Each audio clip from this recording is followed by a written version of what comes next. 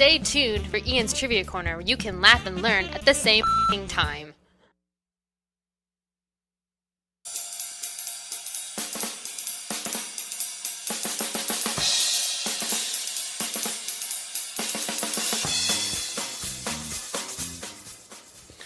Over breakfast on Yom Kippur, my father brought up that he'd heard that we get the word from the acronym Fornication Under Consent of King, meaning that it is okay for a couple to experience and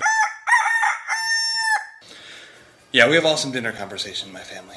I told him that I hadn't heard that, though I had heard it was for unlawful carnal knowledge, and that signs with the letters F-U-C-K were hung from the necks of rapists when they were in the stocks so that everyone knew why they were there. I also mentioned that I believed these to be untrue, because the English directly relates to the German ficken, which means, wait for it, to and ficken comes from the old German friechen, meaning to rub together. So I did a little research, and it is definitely not an acronym. It goes back a very long way, though it's seen in print much more often now than in the past. Its first known occurrence, according to the American Heritage Dictionary, was in code because of its unacceptability, in a poem written in a 13th century hybrid of Latin and English.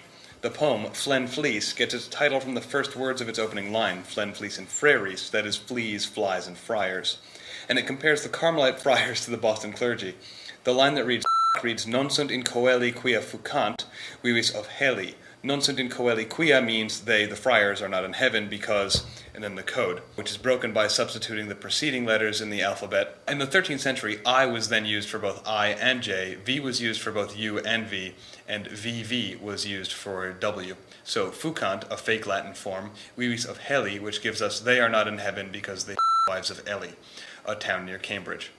The other theory, according to the alt.usage.english FAQ, is that comes to us from Middle Dutch fakken, meaning to thrust, or copulate with, by way of Norwegian fuka, meaning to copulate, and Swedish meaning so origin is likely Germanic, even though no one can as yet point to the precise word it came down to us from, out of all the possible candidates.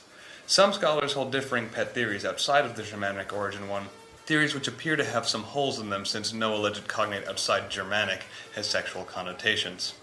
Until next time, this is me, Ian Kreisberg, saying this is me, Ian Kreisberg, saying good night and good words to you. Good night and good words to you.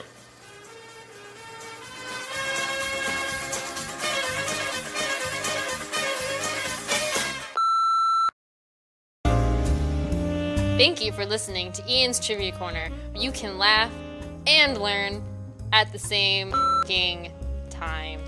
I don't get paid enough for this.